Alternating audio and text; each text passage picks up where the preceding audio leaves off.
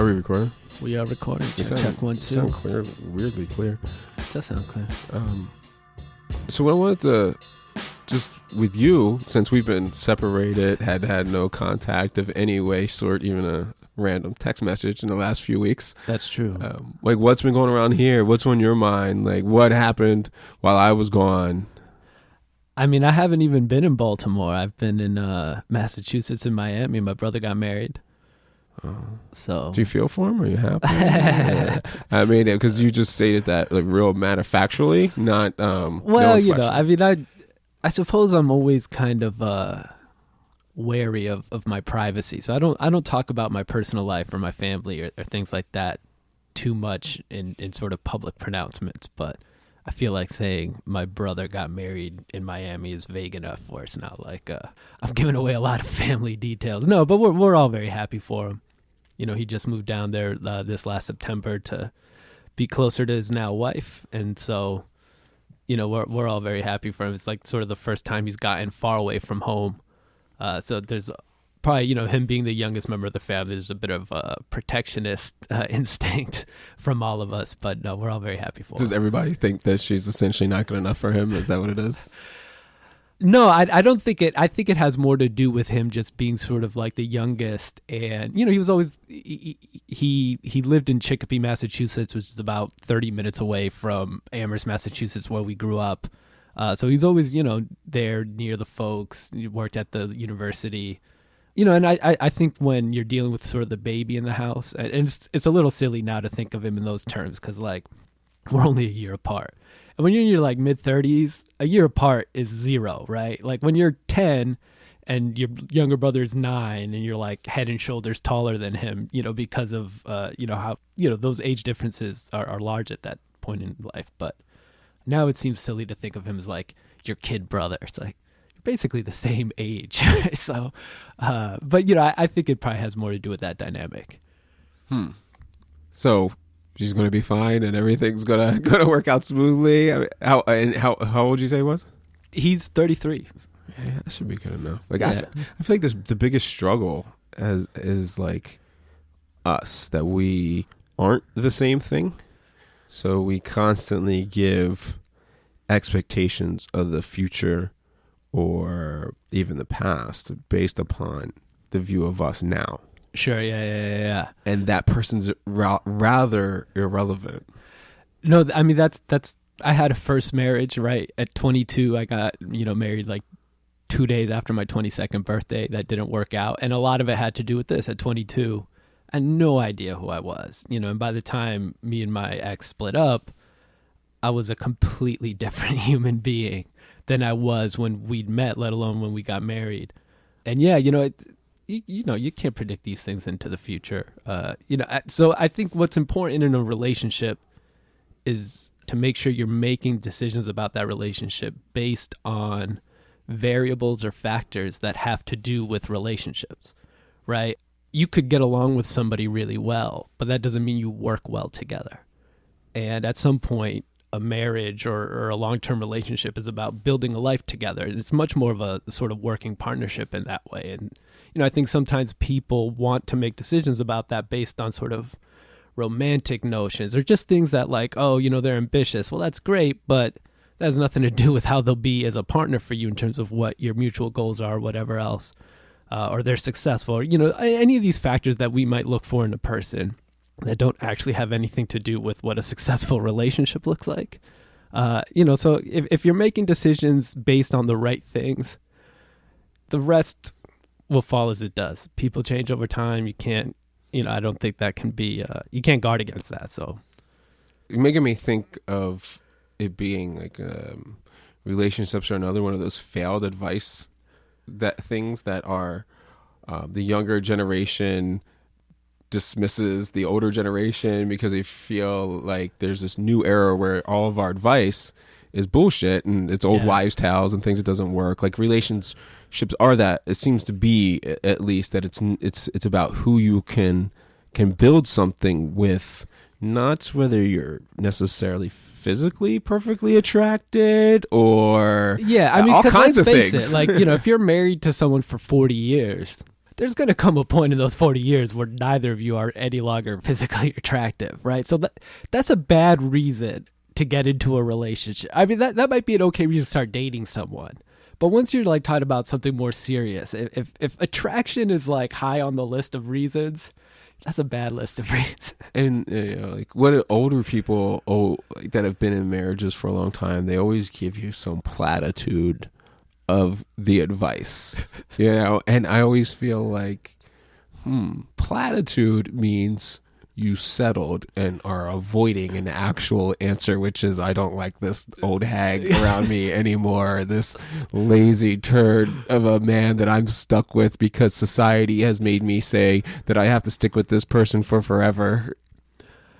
Yeah, I mean, I think that definitely happens. I mean, I know that, in terms of that first marriage of mine, when older people gave me advice, hey, wait till at least you're in your 30s, before you make a decision like this. I wasn't trying to hear that. I knew everything. And I think the thing about relationships is that they're not one size fits all. They're not, there's no one piece of advice that I think you can give to everyone and it'll work for everyone.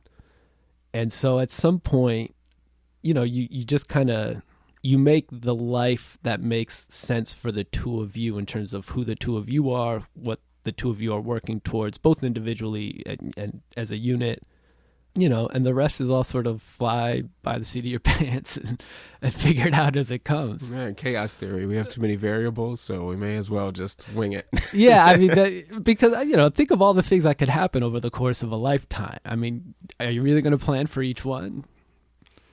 Yeah, I think I've been focused on, if you have relationships with anybody, even a friend, that they have to be meaningful relationships. So we have a lot of relationships with family that are completely meaningless relationships, and you only talk about the weather and you don't understand how anybody works, and you're like, this is my cousin, we're such and such wood family together, and it's like you have no idea who that person is, and these things don't define friendship or love or anything like that. And being an introvert, which I guess people kind of, considering I do podcasts and stupid things like Interesting this, that they don't think of it that way. Introvert. Yeah. But as I've been trying to open myself up more to understanding people and then the psychology of it, because that's what really business isn't, and the management isn't about just the systems. The systems are the framework. You have to have framework that works with human psychology. Sure, yeah. So in order to be an effective manager and to do these things like Veteran Stand, I need to understand why people are doing things, and not the facetious way that they tell me, like inside. I need to know what drives you inside. What is that moment that pushes you? What is that transitional thing? And people always have a wall around whatever that thing is, but I have to find that thing to unlock you. And that's what leadership is enabling someone to do something that they were unable to do before your influence. That's kind of the generic way I look at it. So since I've been branching out in these things in the last 2 years and trying to learn more about not just myself and what my motivations are, but others, I don't know whether I have emotional walls or whatever that just like it really is opening me and can my mind is like blown by like people, and I'm trying to figure out like why they do the things they do and why they get stuck into these concepts, because of society has told us that you're locked into this thing, and marriage is just a real easy one to look at, that we have this social construct that just doesn't work with human beings, just like we have these policing systems and these management systems or military and government that just don't work with people. Yeah, I've certainly, gone through those periods in my life where I was like, marriage as an institution is broken. And I sort of had to reach the conclusion that, well, my marriage was broken. That doesn't mean the institution itself was inherently corrupt or impossible. And, there's no question there are a lot of aspects about relationships that I think are challenging for a lot of people, both men and women. A classic example is something like monogamy, right? But you don't engage in monogamy because it's natural or because it's easy or even because it's the right thing to do per se in some sort of like abstract moral, universe. You practice it because it is an effective way of achieving stability within the relationship, and humans thrive best when they are in stable environments. It creates stability also for your household if you have children, XYZ. It makes it easier to get the things done you need to do as a couple, right? And so, I think part of that was another one. Like, it creates stability. But that's not necessarily true. No, it's not necessarily right? So, like, true. it's the people being in there. So that's one of the big things with the black fathers argument, is that they would say, well, the black males don't get married, so that means they're not involved with their children's life. Whoa.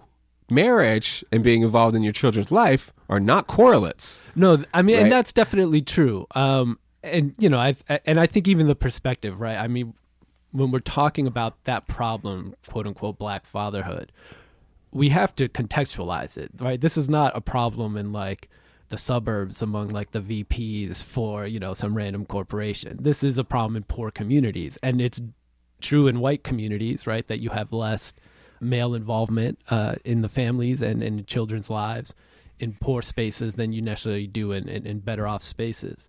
But that's not true. But it is true. No. You actually have more parental involvement from the black male in the hood than you do from the average father in the suburbs. In terms of like the family dynamics, though. But that's the thing is, we say parental involvement and we think of it as being synonymous with being in the home and being with the mother, which are not synonymous. No, I agree. Right. I agree that they're not. My point is that, you see the same sort of family structure dynamics, across communities where there's poverty. And you're right that has nothing to do with it, right? But it could be that in terms of two individual people, who grew up in our particular milieu, they will probably most likely achieve stability, in that sort of relationship. That's not to say it's like the easy thing to do. It's not even to say it's like the objective thing you're supposed to do, right? It might be the thing, though, that best provides you a life that allows you to achieve the things that you want to do. And ultimately, that's what this is about.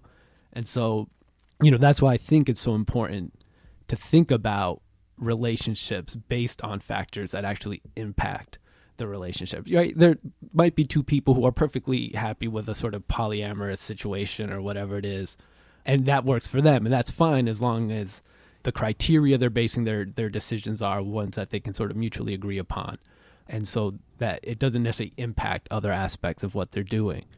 And I think we have a challenge in our society because we think of marriage in terms of like you marry the person that you're in love with, right? But love has very little to do with like waking up in the morning and making sure the kids are on the bus and, making sure all these things get done and, all the things that you have to do to manage a household, to manage a family, to manage your careers, to support one another. Love might be something that matters at the start of it, but it's not what's going to make you do all of those things. What's love got to do with it? So something like communication is much more important than something like love, right? And so I'm much more concerned with being someone that I communicate effectively with than with someone that I claim to be in love with all the time. It's not to discount those aspects, but it's just to, I think a lot of people make relationship decisions at a point where they're still in that honeymoon stage, and that is not the time to make those decisions necessarily. Yeah, I mean, it's just an easy microcosm to pick because I think we do that with a lot of things of whatever institution we're participating in. So that's just why I find the psychology so interesting, because it's those same things that are, that honeymoon phase with a new employer is a real thing. Yeah. Of how you're going to move and you're going to take your family over to this new employer because all of this is great and that new neighborhood is so much better. But that new neighborhood is the same damn characters that you grew up with in every which way. They just have different money, to be the same characters. There's just different locations. And so we always think that like that grass is greener on the other side thing. But that's only seems that way because we aren't in touch with what kind of grass we like. Yeah, or we're focused on grass at all. We think we need some sort of grass, and it turns out actually you don't need the grass at all. Right. But you've been chasing the grass for so long that, and you're told like, you need to grow up and get some grass.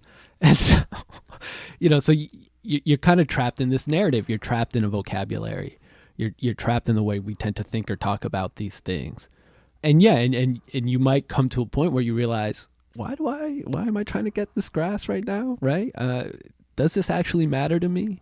And look, you might need that because you have bills to pay or things like that. But, I think sometimes making that realization that the thing you're chasing might not be actually the thing you're interested in chasing helps at least put those things in perspective. Yeah, and if you know you, then you know what it is you actually do want to chase.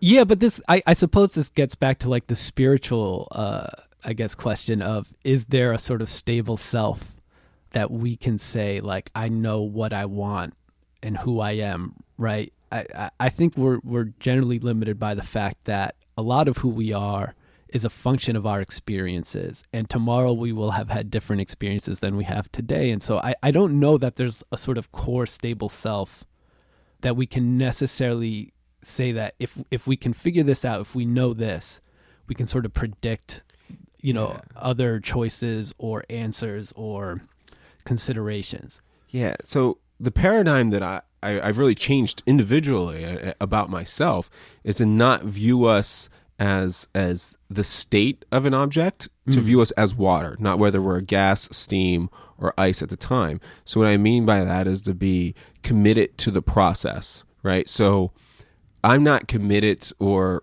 respectful or anything like that to who I am at this moment. I'm committed to and stable and solid in the process I use to develop my opinions or whatever. So like I try to be in the scientific method where I fight constantly hard to eliminate bias. So if I can eliminate my bias and get as close to the truth, then what is consistent about me isn't what the truth ends up being, but that process that I follow to get there. So just like the scientific method, we can't be invested in the results. We have to be invested in the methodology. Yeah, I agree. And that's, I think, kind of the point we were making in talking about relationships, right? Like you can't sort of treat both the actors and the relationship itself as a sort of object. A relationship really is a process. It's a process of building your life together with somebody else. And so you have to figure out how you make that process work, right? Not whether that relationship is right. That question doesn't actually make sense, right? Like, unless you really believe you're one of these people, like, you have a soulmate and like that's the person you were supposed to be with, right? I can't see people's souls, right? So I have no way of determining whether someone is a soulmate, quote unquote. I don't actually believe in that sort of romanticism. And so, yeah, you focus on the process. You focus on the things that are relevant to what you're doing. I agree wholeheartedly. Yeah, I think that makes sense. All right, so now we're just going to commit to processes. And everything that happens now is going to flow smoothly because everyone will agree that we commit to processes, yeah. and now everyone will get along with us and we won't make any more enemies. No, because you'll always have competing processes, inevitably, competing theories. See, for me, it's not about truth, because philosophically, I think truth is strictly tied to statements and vocabularies, and they're more about the values that operate in discourse, right? I have no idea what the hell that meant. So essentially, truth is a function of statements, right? If going like at a real sort of meta level, if we weren't able to communicate using language, the question of truth wouldn't even arise because there would be no statement to judge whether or not it conformed to some other metric that then was the standard of truth, right? So if I say to you, this pine tree is green, right? We would have to have a vocabulary that is sort of shared and agreed upon that says, when we see this spectrum of light, we call it green. And we agree that grammatically it is an accurate thing to say that the tree is green, right? And so the truth of that is entirely tied to our language, to our commitment to the idea of green as a thing that we both interpret in the same way. And so that has nothing to do with the fact, right? To say that the tree is green as a fact is actually grammatically incorrect to the extent that is the word to be, and the tree's not green in its essence. It looks green to us, as the way the light reflects off of it. And so the question of truth there and the question of fact are two completely different things, right? And so I think it's important not to try to reach the truth, which has a lot to do with sort of shared values within a dialectical system, but to sort of look for facts and what do those facts tell us? And then based on our own values, how will we respond to those facts? And so that's not a question of reaching an objective conclusion. It's about reaching the best conclusion for the circumstance and context that you find yourself in. Sure. So, I mean, a lot of that to me sounds like the philosophy of philosophy degree. And whenever somebody is a philosopher of philosophy, I kind of go, that is not a thing. And I get, like, I understand, I think what that means there. I just don't know if it's true. Yeah, I mean, I'm happy to have this conversation. It sounds like a real nerd course we're about to go down. It's super nerdy. And we don't have time to go down that nerdy of a course. It's just that, so everything physically, like as in physics study, is about perception because we live in a 4-dimensional world. So it should already be baked in that perception is a necessary prerequisite for anything. So any statement is only that the tree is green as I perceive it. All we can then do is agree upon whether your perception of it is the same as my perception of it. But its fact remains that it's neither. It's not green at all. The truth of the matter is that it appears green to us, but the truth is that it's a whole bunch of other things, and that's just all we can see. Yes. But I think the issue is that, truth is something that is generally taken to produce norms, right? Facts don't produce norms. If taking climate change as an example, the planet is heating because of human activity, assuming everyone would agree on that. But that is essentially the fact of it. But that doesn't by itself say what we should do. It doesn't say we should stop heating the planet. It doesn't say, we should keep on the path that we're going. It doesn't say we should care more about the economics than about the this, than that. The truth of how we should act, the things that determine our norms, will have very little to do with the facts. They'll have to do with a different set of values that allow us to array the facts and respond to them according to that system of values. And so the problem inevitably is that, and it's the same problem with perception, is that we talk about these things as objective, as sort of absolute.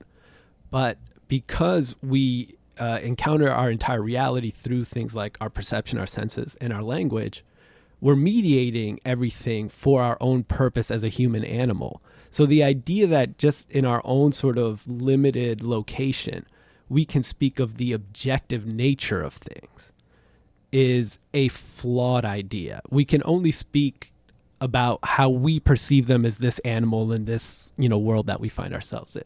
And so we shouldn't really be talking about truth broadly, right? We should be talking about considerations and facts that influence our reality and that we have to respond to.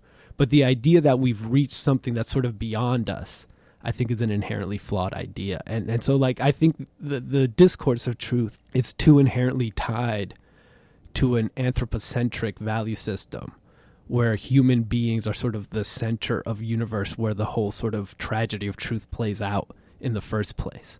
And I think if you strip away that sort of classical commitment to the idea that we're sort of like this unique creature where reason has found its home in the material realm and that is in charge of arraying and categorizing the objective truths of the world, then the whole discourse of truth and the whole search for it starts to fall apart and it becomes a different project. Is that because maybe the concept of truth isn't relevant? I mean, it's not an actual thing, because when I hear you speak, maybe it's the IT background, but I'm thinking knowledge and information. So you're saying we have information. So these facts are information, and what we do with them is knowledge.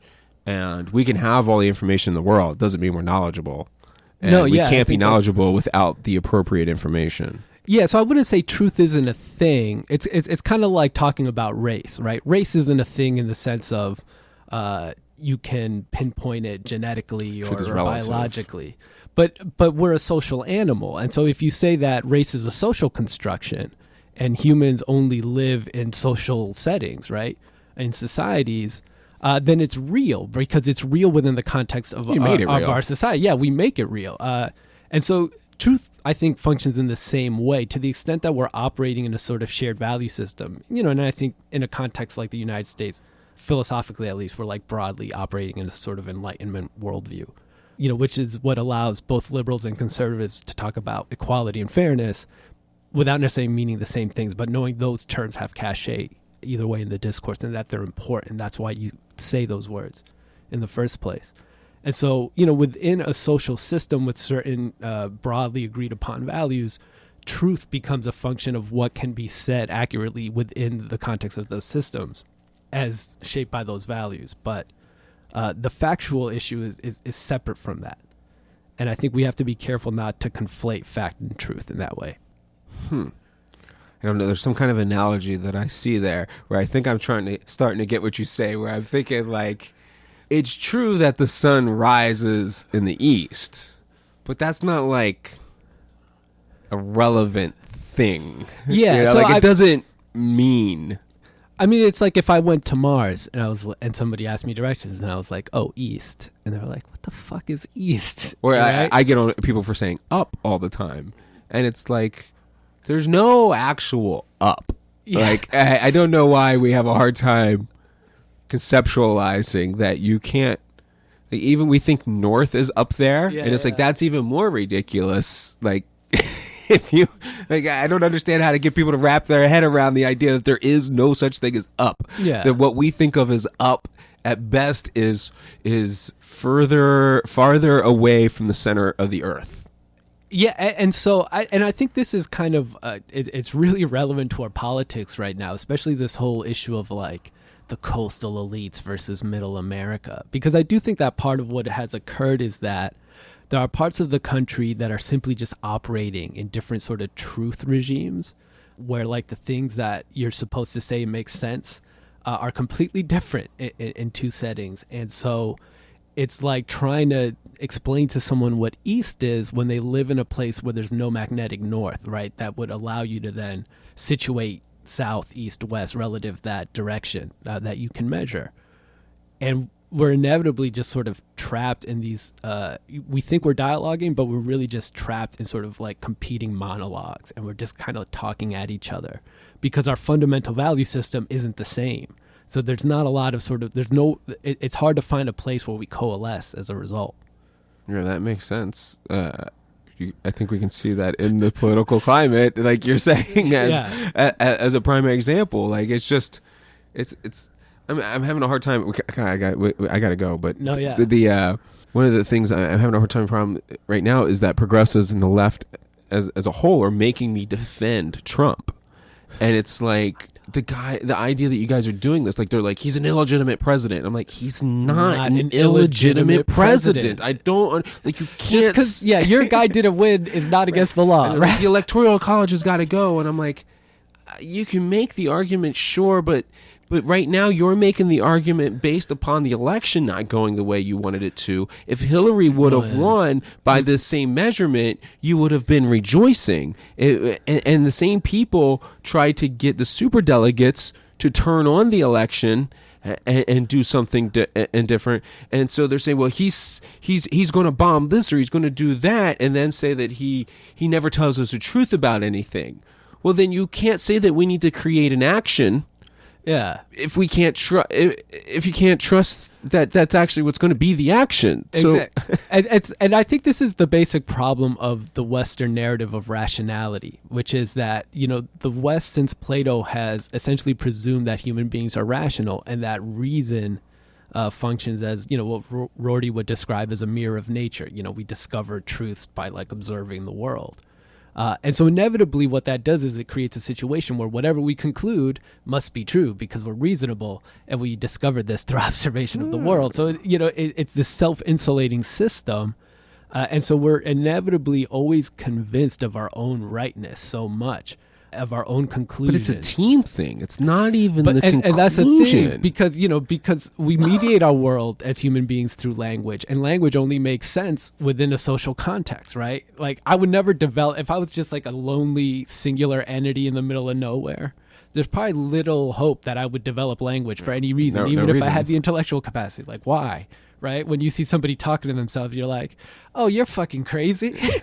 So imagine an animal that only existed by itself that has language. It's funny. Like, okay, you need to go.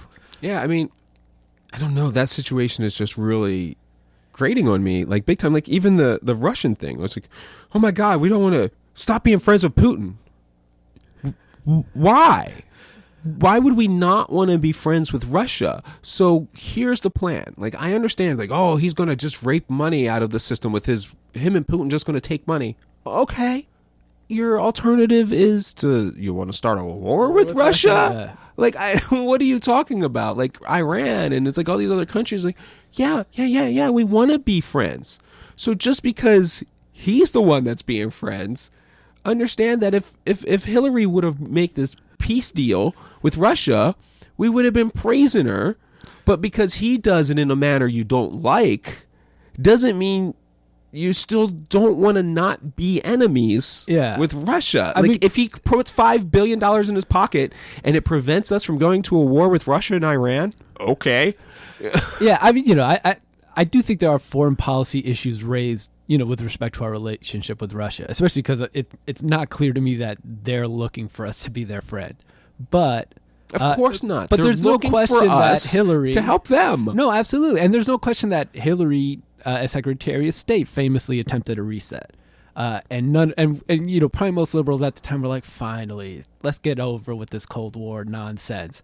And now that it's a Republican who's essentially talking about a reset without using that language, we're all like, no, don't you know that this is like our most potent foreign adversary? We got to take down Obamacare. You mean Romney care? Yeah, but that's the thing, right? And so I don't understand. And that's when we all become convinced of the inherent truth of our conclusions, we lose the ability to notice the way that we're just being tribalistic, right? Like, oh no, I'm just saying this because that's what we're saying right now, not because I've actually thought this through. And you're right that, there's a lot on the left right now that's like, guys, first of all, you didn't mind it when we did it, so why is this a problem now? And that lack of consistency, I think, it should make most of us pause about how desperate we think the political situation is at any given moment. That's not to say there aren't threats that you have to vigorously oppose, but it does mean that we have to at least act with the humility that there's not an inherent way things are supposed to happen or unfold. And that means we don't know the way they're supposed to happen or unfold. And we have to accept that sometimes we're going to win, sometimes we're going to lose. And that's the game. Yeah, totally. And I really got to go. But it's just like, what do we worry he's going to do? Like, drone kill a 16-year-old American citizen overseas because his dad is a bad guy? Is that what we're afraid he's going to do? You mean like Obama? Yeah, like that? Like you're afraid he's going to do the things that we already do? And look, the executive authority thing is the best example. We screamed about this for 8 years under Bush. We didn't say shit under Obama. A few of us, but for the most part, the left shut up. And now we're like, Trump is going to expand the powers. Like, guys, you lost. It's already been expanded. Done. I mean, and you've no moral authority to make that claim. Yep. Anyway, so we got to go. I got to go. We're going to pick this discussion up some other time. Truth and Facts coming soon.